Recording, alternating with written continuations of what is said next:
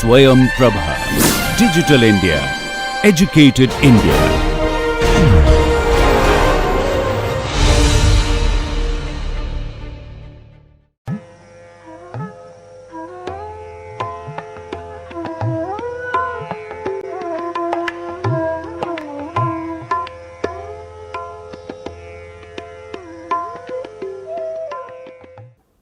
Today's lecture is on the development and differentiation of B cells. We are surrounded all the time with millions of bacteria, viruses, pathogens, and if it was not for our very well-developed immune system, we would be succumbing to various infections from time to time. You have already been by now introduced to the several cells of the immune system as well as the several interconnections they make with each other to provide now this very well balanced immune system which can keep us safe from the myriads of antigens. I would like to recapitulate your memory and go back to the basics of immunology, the immune system, which can be studied under two separate headings. One is the innate and the other is the acquired. Now, though as I have already said that there is a network between the innate and the acquired immune system, in fact all the cells of the immune system, innate is different from the acquired in that the cells, for example, neutrophils, eosinophils, basophils, macrophages, all of them act to protect us, but they do so by recognizing patterns which are common amongst viruses, bacteria, etc. So, there are a set of patterns that these cells recognize. On the other hand, the acquired immune system, which comprises mainly of T and B cells and of course, several accessory cells which we will come to later. The T and B cells are specialized cells that recognize not only amino acid sequences of a particular protein, but also the conformations associated with these sequences. B cells can also recognize carbohydrate structures. So, like I said, T and B cells are a part of the acquired immune system, but they do need help from cells such as monocytes or macrophages. B cells are known to participate in the humoral immunity. Now, let us look at what are B cells. You probably have been already introduced very briefly. I would like to talk a little bit more with respect to the markers on the cells as well as what the cells actually do with respect to their function. B cells are the only cells of the immune system that synthesize immunoglobulins. What are immunoglobulins? You perhaps know these molecules as antibodies. Immunoglobulins are either present as cell surface antigen receptors, which would mean that they are anchored to the cell membrane of B cells. Alternatively, immunoglobulins are antibodies which are secreted from the cells. Now, I have here a picture that depicts an antigen activated B cell which has the cell surface receptors, the immunoglobulins recognizing this antigen. In response to this recognition and binding, the B cell gets activated, and through a large number of processes which in fact happen in between, which is clonal proliferation and differentiation, the ultimate cells are plasma cells which secrete immunoglobulins. Now, when they are secreted, these would be called antibodies. I would like to go into several of these processes when I deal with the development of B cells. So, when I talk about development, it also describes the way the cells are synthesized in the bone marrow and their cell surface receptors to the stage where they have started to now become plasma cells and secrete antibodies. I already told you that B cells have surface immunoglobulin, and there are a very large number of these surface immunoglobulins on every B cell, and the number appears quite large, close to 0.1 million. I just like to mention here, though we will go into this in detail, every B cell has these 0.1 million surface immunoglobulin as antigen receptors, which are absolutely identical. I will be coming to this over and over several times, but every one B cell recognizes only one type of antigen, and therefore, all the immunoglobulins, all the antigen receptors are identical. Apart from surface immunoglobulin, there are several other markers of B cells. I will just list them out. B220, which is a phosphatase. It is an enzyme which is required for initiating signaling. I will be dealing with signaling in my next class. So, I would like you to remember, apart from B220, the phosphatase, there is another molecule which is very specific only to B cells, which is CD19, and suffice here to remember that CD19 is a co-receptor. MHC class 2 molecules. MHC, major histocompatible complex. You have been introduced to this molecule as well, and you probably recall that MHC class 2 molecules are present on antigen presenting cells. Just to remind you that MHC class 1 on the other hand are molecules that are present on all nucleated cells. Now, MHC class 2 molecules are very necessary for the activation of T cells apart from monocytes as well as dendritic cells. MHC class 2 molecules are present also on B cells. So, B cells are also antigen presenting cells. Apart from these, there are also molecules called complement receptors. As the name suggests, these receptors are able to fix complement. Now, again all this will be discussed in the subsequent lectures.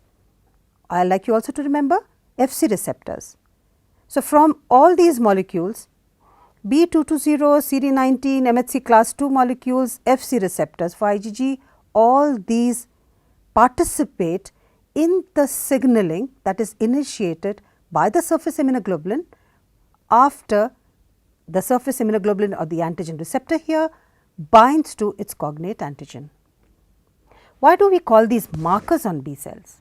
That is because one can have antibodies or reagents which recognize separately each one of them, and one can simultaneously bind all the reagents to these molecules on a particular B cell, and if you have ways by which you can detect each one separately, on any B cell you will be able to detect each one of them. Where are these B cells synthesized? So, first of all, let me talk a little bit with respect to evolution. Now, during the course of evolution from a unicellular organism to a multicellular organism, there had to be a parallel development of a system which would be able to keep the self from the non-self. In other words, keeping the self protected from invasion by a non-self. So, the immune system in fact has developed likewise.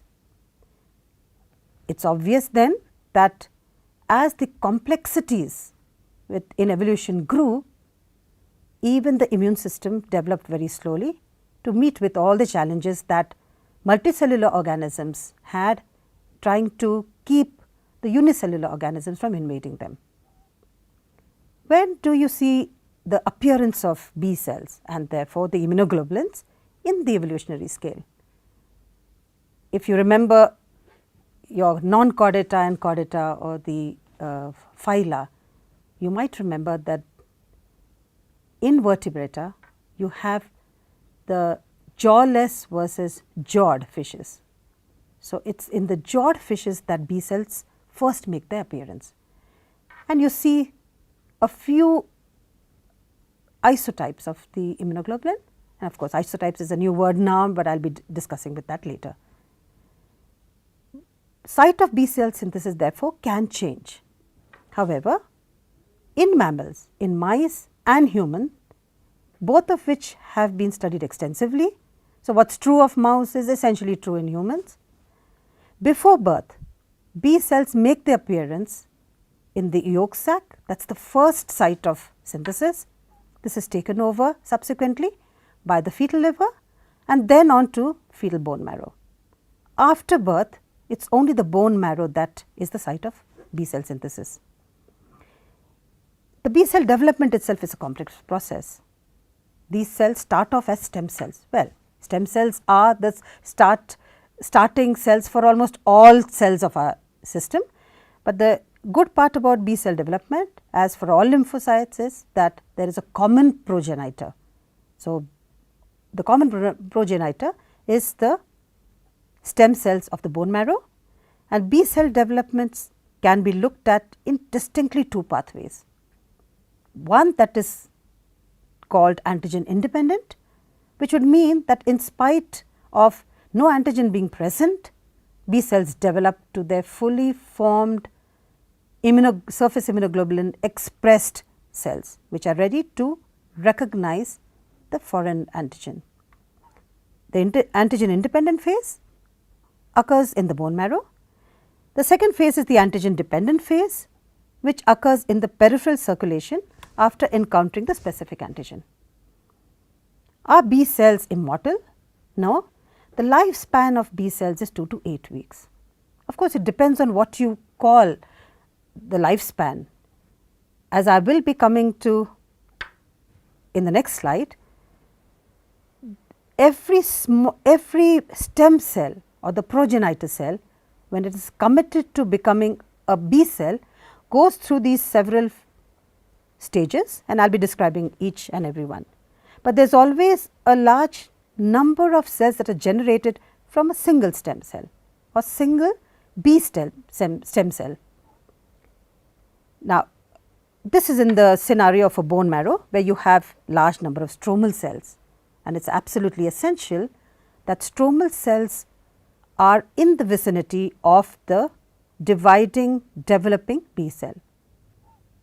People have tried to look at the development of B cells outside of the bone marrow, and if only the stem cells are taken out, and even if they are provided several of the cytokines that are required for development and growth factors, the cells in fact do not develop into mature B cells.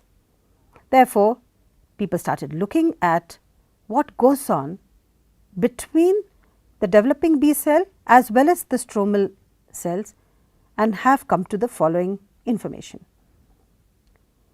A stem cell starts to express certain cell adhesion molecules on the cell surface. What are these cell adhesion molecules? On the B cell, it is VLA4, and on the bone marrow stromal cells, it is VCAM. Now, it is CAM, that is actually cell adhesion molecule. These two molecules interact with each other rather specifically and brings the pro-B cell in close proximity to the bone marrow stromal cells. So, one can look at these molecules something like tethering. So, the pro-B cell is tethered to the bone marrow stromal cells such that there can be the second set of interaction. The second set is between the receptor, which is called c-KIT, on the pro-B cell and the stromal cell stem cell factor. The specific interaction between these two cell surface proteins now signals the pro-B cells to start dividing.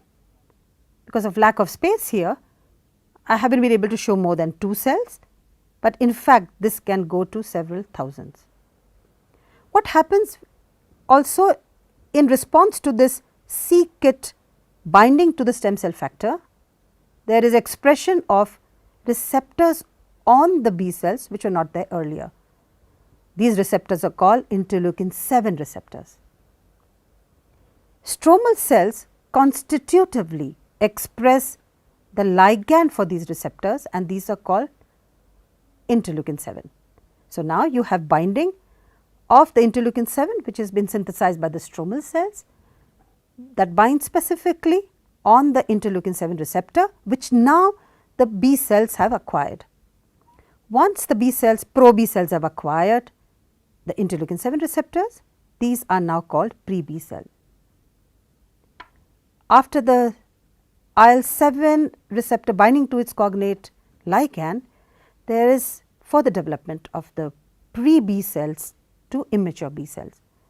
During this process, not only are the cells proliferating to make more and more of their kind, but they also undergo a recombination process which happens in the genes of the immunoglobulin. The recombination event that happens in these cells to now tell the cell that you make a surface immunoglobulin and of the type that can recognize a specific antigen. This is a very complex process, and I think I will be dealing with that and discussing with you 3-4 lectures from now. Just like you to remember that at this stage there is reorganization of the immunoglobulin gene, because of which now there is transcription of the immunoglobulin gene and cell surface expression first of the isotype IgM. All these cells here that you see on the screen are immature B cells which express only IgM. There is only about 1 molecule or 2 molecules per cell which are depicted here, but remember each cell would have about 10 to the power 5 or 0.1 million immunoglobulins on the cell surface. We are still with the antigen independent phase, which is still in the bone marrow up to here. So, we go back now to a cell which is immature B cell, which has only one isotype, which is capable of recognizing or interacting with this cognate antigen. However, such an immature cell is not ready for the immune response that is seen generated upon activation. It requires another immunoglobulin molecule of the isotype IgD, and now from the immature B cell, when two different molecules are expressed on the cell surface, IgM and IgD, then such cells are mature cells. I would like to emphasize here, however, though the isotypes are different, the capacity for each of the molecules here to bind to only one epitope or one antigen still remains. Therefore, now every B cell has the capacity to recognize only one type of antigen. Once the cell has acquired even the second isotype, IgM plus IgD cell leave the bone marrow and enter the circulation. I have talked about several of these molecules so far. So, let us just go over the antigen independent phase once more to know that you have the stem cell which becomes a pro B cell, which then becomes a pre B cell, immature B cell and mature B cell. The characters have moved a little bit away from the cell, but this is the final cell which is a mature cell bearing cell surface immunoglobulin IgM, immunoglobulin IgD. It also had that CD19, just to make you remember that it is a co-receptor for this, and also that phosphatase. Now, you have the same on the cell which is just before, which is the immature B cell, which has everything this cell has except does not have IgD. When you go back to the previous, you have cell surface expression of CD19, B220, but these cells have also the expression in the cytoplasm of two enzymes, RAG1 and RAG2. RAG, recombination activating gene 1 and 2. Before that, the cells have again RAG1 and RAG2, and again the same cell surface markers which are there, you can see throughout the cell development. There is also expression in these two stages of an enzyme called terminal deoxyribosyl transferase or TDT. Both RAG1/2 as well as TDT participate in the immunoglobulin gene rearrangement. You have the immunoglobulin rearrangement taking place in the pro B cell as well as the pre B cell.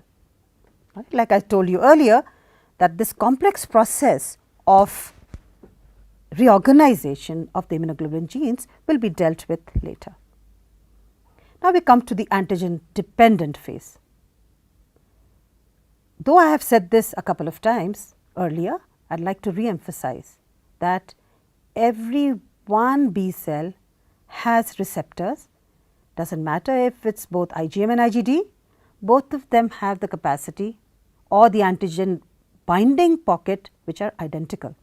Therefore, they both would be able to recognize only one type of antigen or one set of amino acid sequences. This is a mature B cell now. It is in the circulation, in the periphery, out of the bone marrow. It comes across its cognate antigen. This is a very specific binding, and the strength of the signal that is sent to the cell as a response to this antigen and antigen receptor binding determines how much of an immune response in terms of antibody secreted happens. Let us look at that a little bit closely. You have the antigen binding now to the cognate receptor on the B cell. Immediately the cells now acquires an activated phenotype. I have not shown here, but I would like you to remember that the activated phenotype would mean that there would be larger number of MHC class II molecules which are expressed. There are also other molecules which are cell surface receptors for two key cytokines called IL-4 and IL-5, interleukin 4, interleukin 5.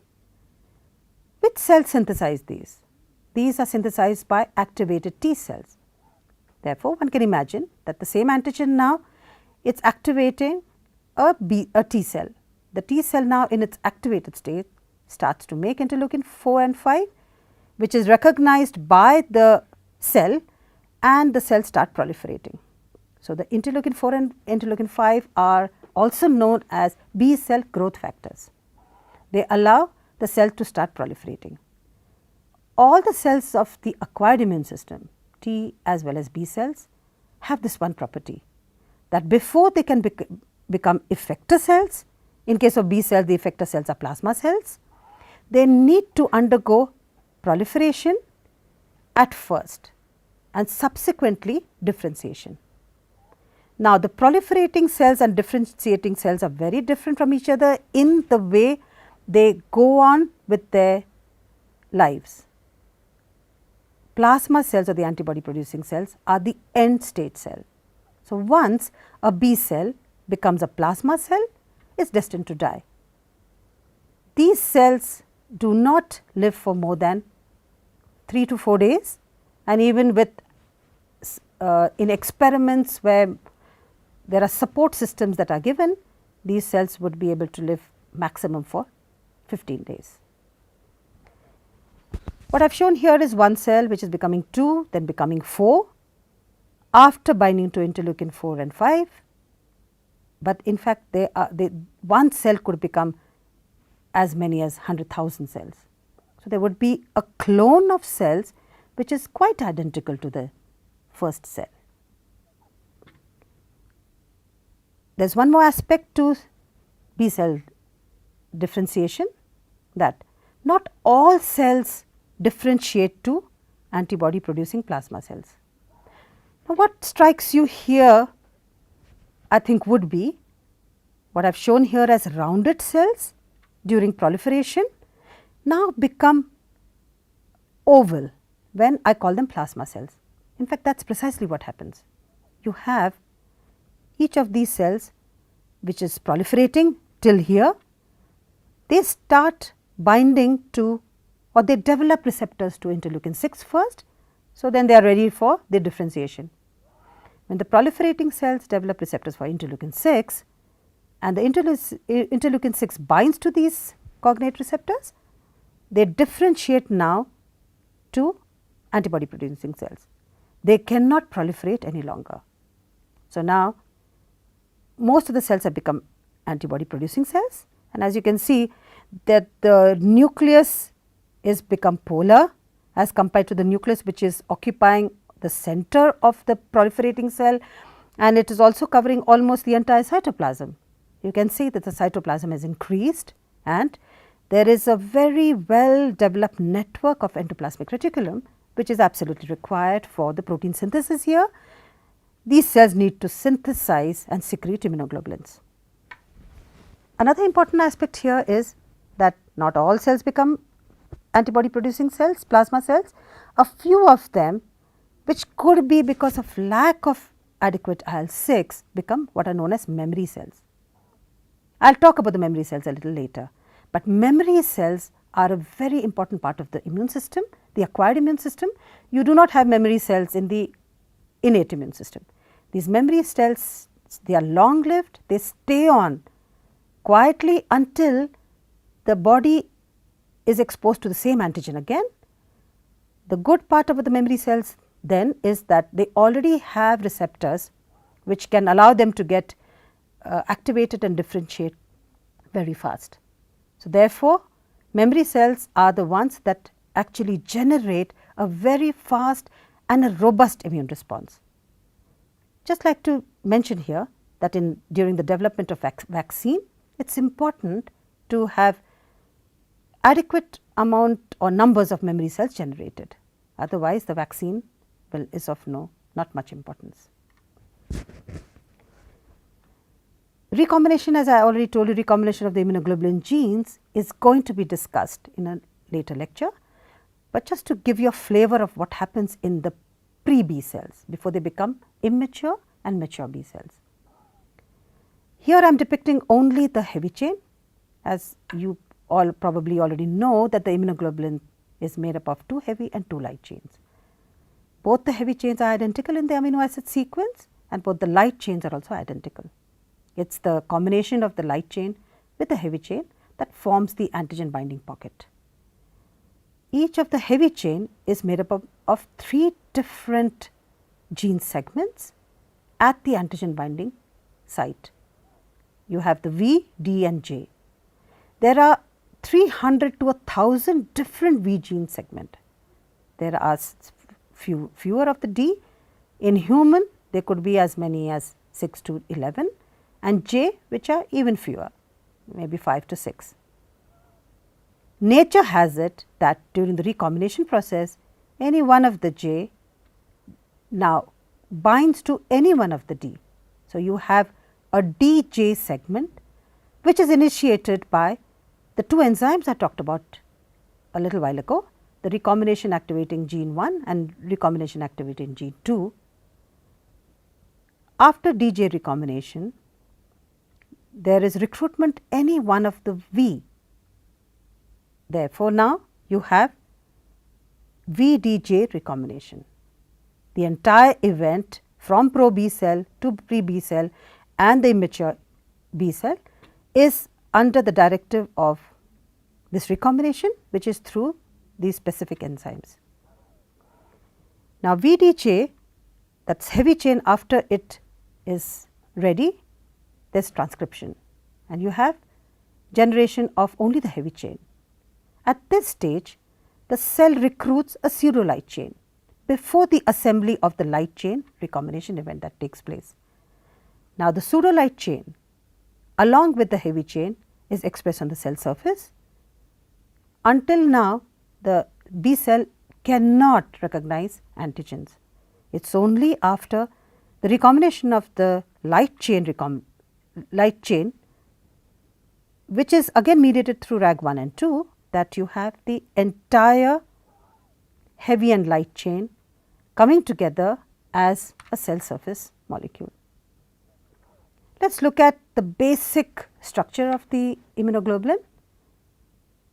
You have the 2 heavy and the 2 light chains. The heavy chains are as in black and the light chains are shown here in red.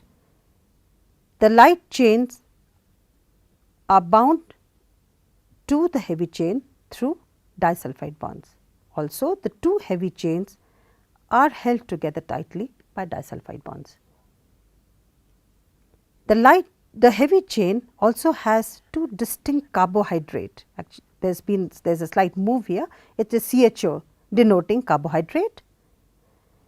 This part of the immunoglobulin, it forms the antigen pocket antigen binding pocket, and therefore, it is called the antigen binding domain, and 2/3 of the molecule is the effector domain. We will be dealing with the functions of immunoglobulins in subsequent lectures.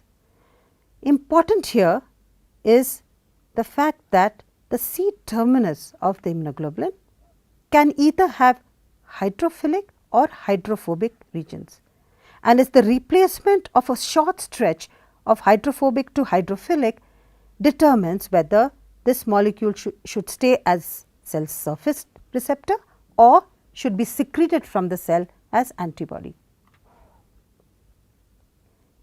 Again, to keep harping on the same thing, one B cell can make only one type of antibody, which would mean that once the recombination process of the immunoglobulin gene has happened, then the variable domain remains the same. And therefore, now every B cell and its progeny will be able to recognize only one type of antigen. In fact, let us be a little bit more specific, we will be able to recognize only one set of sequences. Like you to see this, the antibody diversity that we have, mammals have, we have the capacity to recognize 100 million different epitopes or antigen determinants. Antigen, the third point I have on this slide says, antigen induces clonal expansion. What does this mean? The B cell, when it's produced in the bone marrow and comes into circulation, in fact already is predetermined with respect to the kind of antigen it recognizes, because the variable domain has already been established. There could be some amount of receptor editing, but that is minimal. What I tried to show you here, that there are 3 B cells here. Each one of them seems to have the same type of IgM and IgD on their cell surfaces, because these are mature cells, but the small region in the amino terminus which actually makes the antigen binding pocket is very different. So, that now cell number 1 can recognize this type of antigen, cell number 2 recognizes this yellow antigen, and cell number 3 red. And it is when such, say, cell number 1 manages to recognize its antigen, it comes across its cognate antigen, then there is clonal proliferation. I would like to just show you this. So, in the form of let us say an experiment where a rabbit has been injected with an antigen, let us say it is bovine serum albumin.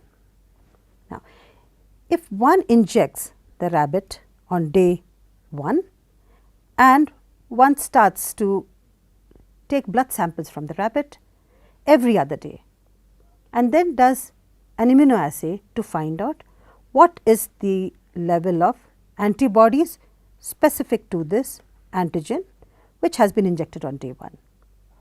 Now, this is the pattern one would see most of the time. You see almost no antibody in the circulation for something like 5 days. This would of course depend on the sensitivity of the immunoassay. Let us say one is using ELISA to detect. So, there is nothing, let us say till about day 5, and then slowly the amplitude increases, which would be maximum at around day 9, 10, and then rapidly falls down if the antigen is now withdrawn. Subsequently, if the animal is given the same antigen, then one can see there is almost no lag phase from day 1 to day 5, and if one measures the immunoglobulin here again, antibodies here to the specific antigen, this would not only stay in circulation for a longer time, but also the amplitude of the response also increases. Now, why is there no lag phase here? There is no lag phase here because of the generation of memory cells during the course of the primary stimulus. This is the primary stimulus and this is the secondary stimulus. Now, you have B cells which are already now mature B cells which recognize the antigen, only those cells which have cognate receptors for this antigen would recognize, start to proliferate, differentiate to plasma cells, and one clone of cell would make now antibody to that particular antigen. There are memory cells generated here, which sit quietly in the secondary lymphoid organs, which are, as you all have already learnt, the spleen and the lymph nodes. Once the animal sees the antigen, the same antigen for the second time, then the memory cells get into action. They have receptors already for the interleukins, so they proliferate extensively, very fast, and of course you have not only number of cells increasing, but you also have the memory cells which allow the memory to remain for a longer period, and therefore you have this antibody, which is large amount of antibody over a larger period of time. What would happen if you were to inject the animal for the third time? The amplitude of the response would again perhaps increase. This is determined by the antigen.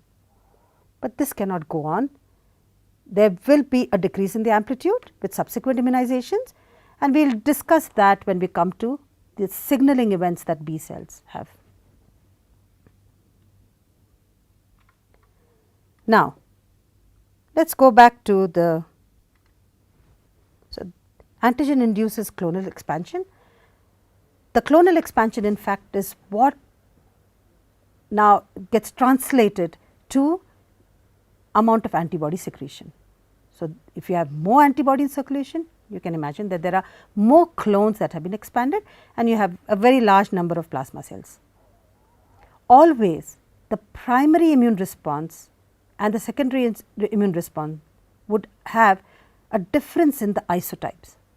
Again, we will be dealing with that in details later, but suffice here to say that the primary immune response usually has IgM type of antibody that is synthesized, and in the secondary response you can have the other isotypes. You can have IgG, you can have IgA, and you can also have IgE. Are there any different types of B cells? I have been talking about only one type, but in fact there are another type of B cells, marginal zone B cells. The type of B cells, apart from B cells and memory cells, you also have marginal zone B cells. Now, these I should have probably talked about earlier, but these have been discovered about something like 7 to 8 years ago. Marginal zone B cells are also called primitive B cells. They are totally T cell independent. Now, I have not talked about dependence of T cells so far, but I will be talking about that in my next slide. Now, marginal zone B cells are usually found in the outside of the germinal center of the spleen. Germinal centers, you have been introduced to germinal centers. You know, these primitive B cells or marginal zone B cells are present in the outskirts of this germinal center, and they generate a very early, very fast exuberant antibody response. These cells are called primitive because they do not take the time for clonal proliferation the way I have explained in my last slide, but they already have large number of interleukin 6 receptors, which allow them to immediately become plasma cells and start making antibodies. A little bit about memory cells. Are they different from the B cells? Because I said I did say that what I have been talking about so far are these B cells and memory cells, but I did not say much about the memory cells. Now, I have memory cells which are generated. You can see that these are very long lived, because I told you that they participate again in a very fast immune response when in the experimental animal the antigen is injected for the second time. Memory cells have a very good number of these interleukin 6 receptors as well as interleukin 4 receptors, both of which are absolutely essential. The interleukin 4 first for proliferation. That is how they are quite different from the naive B cell or the B cell which has not encountered this antigen. People have tried to look for specific markers on memory cells, and as of now there are not too many which designate or differentiate a memory cell from the naive B cell. Another important aspect of the B lymphocyte development is negative selection. we always talk of the immune system with respect to self versus non-self, that the immune system is able to recognize non-self from self and is able to mount an immune response only to non-self. Now, how should this happen? It's very difficult to envisage that B cells will be able to recognize each and every pattern on each and every molecule and say, okay, and go through some kind of a computer driven program that says, yes, these are foreign and not self. Now, therefore, we come down to looking at how B cells can do this, and this process is known as negative selection. It is in fact quite a simple process. In the bone marrow, self-reacting B cells are eliminated. How does this happen? Now, in the previous slides where I talked about the the development of B cells, there are these IgM bearing cells which I call immature B cell, and there are these mature B cells which have both IgM as well as IgD. Now, if such a cell which has only IgM on its cell surface, if such a cell encounters its cognate antigen, this cell is destined to undergo apoptosis or programmed cell death. Perhaps we'll be dealing with apoptosis at a later stage. Apoptosis itself is probably it's a lot to learn in this process, but the programmed cell death would mean that the cell which undergoes apoptosis, it kills itself. It sends signals to itself to kill itself, such that the cell is very nicely, the dead cell is taken away very efficiently by macrophages, and dead cells do not stay back, which can cause inflammatory responses. So, if such an immature cell which has only IgM on its cell surface is now exposed to its cognate antigen, there is a signal for such a cell not to undergo proliferation, but to undergo apoptosis. Now, soon after that, this stage, when it is double positive, which would mean has both IgM and IgD on the cell surface, when such a cell now recognizes the antigen, there is a positive signal. Now, what does IgD do? How is it that IgD can rescue IgM bearing cells from apoptosis?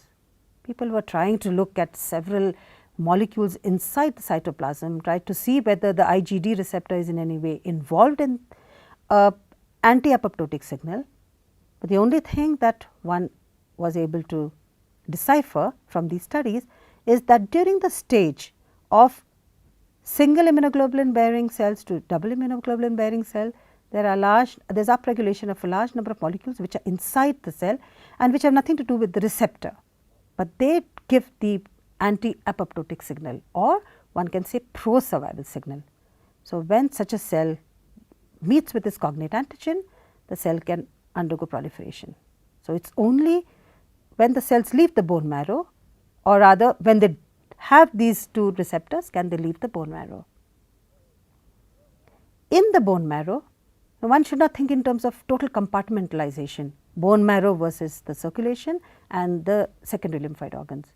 The bone marrow is the primary lymphoid organ, it is well connected with the entire circulatory system, and you do have antigens that travel from rest of the body to the bone marrow. There would always be cells which have only IgM on the cell surface, and if this particular cell, for example, is destined to recognize self antigen, then the self antigen would enter the bone marrow and now induce apoptosis in the immature cell. So, this is the basis for negative selection. All, well, I cannot say all, because we do have autoimmune disorders. Very many, most of the self-reacting B cells are eliminated in the bone marrow at the stage when the cells have only IgM on the cell surface. In mice, this has been studied greatly in mice. In mice, the bone marrow produces 50 million B cells per day. That is a very large number for a small mouse, that is about 15 grams. But of these only 10% get into circulation. So, only 5 million get into circulation, and it has been shown 90% of the cells undergo apoptosis. Now, the apoptosis here is not because of only negative selection. There are other reasons, and we will be dealing with that when we come to recombination of the immunoglobulin genes. People have shown this innumerable number of times, that if you take immature cells and you cross link the receptors of these cells by anti-IgM, the cells undergo apoptosis. Now, my next class is going to be signaling, but before that I would just like to introduce to you antigens which would be thymus independent and thymus dependent. What does this mean? Thymus dependence versus independence. B cells also bearing those type of receptors for either the, let us say, polysaccharides or a globular protein would determine whether that B cell would require T cell help or not. Thymus dependent, actually one can even think it, I mean they are also commonly known as T cell dependent, T cell independent antigens. Of the two antigens, let us just look at the independent ones. 95% of the B cells require T cell help. You remember where the T cell help comes? It is in the generation or of the interleukin 4 and 5 receptors on the B cell upon activation, which require interleukin 4 and 5 synthesized and provided by the T cell. In fact, not only that, T and B cells interact with each other, and that is what we will see in the next class. Thymus dependent antigens, like I said, or T cell dependent antigens constitute about 95% of the total antigens that people have studied. Thymus independent antigens are very few. They also can be looked at two different types. One is type 1, which polyclonally activate, they are called polyclonal B cell activators such as lipopolysaccharide. These are recognized by toll-like receptors. Toll-like receptors, you may have already studied, are receptors which are present on the cells of the innate arm of the immune system. Type 2 on the other hand are polymeric proteins or polysaccharides. These are able to cross link receptors and activate them, therefore, they do not need T cell help. All this will become much more clearer when I start with my signaling class. I would like to, however, point out that of the two, the thymus dependent versus thymus independent antigens of B cells, the immune response to T dependent antigens is much stronger, which would mean that the amplitude of the antibody response that I talked about a little while ago is much higher for T cell dependent antigens. Importantly, it is only the T cell dependent antigens which induce B cells to generate memory cells. Another important aspect is that of isotype switching. I have not talked too much about that, except I just mentioned that a B cell makes IgM type of antibodies first to the same antigen. After it becomes a memory cell and generates a second response, the IgM isotype is switched to IgG or any one of the 3 other isotypes. It is only the thymus dependent antigens that induce the B cells to switch the isotype.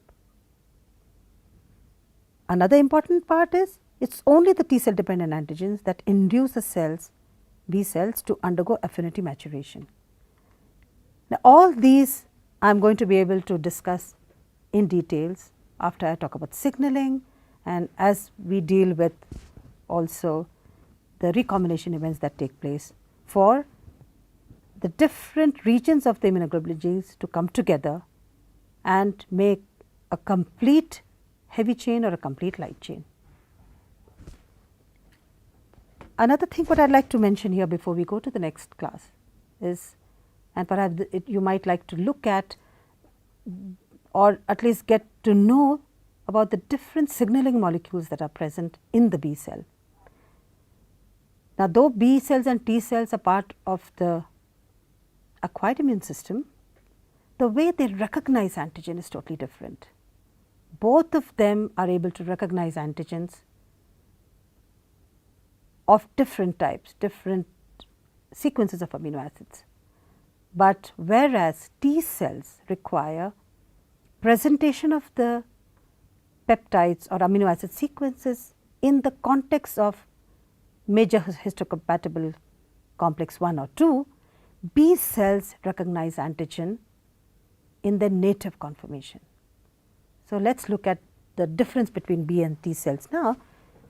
When there is a pathogen that enters the body, B cells which are in circulation, and if they have their cognate receptors for this antigen, bind to them, get activated, start proliferating and differentiating. The same B cells can internalize this antigen again after binding to the surface immunoglobulin or the antigen receptors, internalize the antigen, process it with respect to making small fragments or peptides of the antigen. This is loaded on the class 2 molecules and presented to the helper T cells. So, you can see that B cell receptors are so different from T cell receptors in this one or the first event that happens, that is recognition of the antigen. In my next class, I will be dealing mostly with B cell signaling, but one can imagine that B cell and T cells are so similar in the way they divide and they differentiate to their final differentiated or the end cell stage. The signaling molecule should be very, very similar. However, in my next class, I will be able to bring all this out and discuss this in detail. All right. Thank you.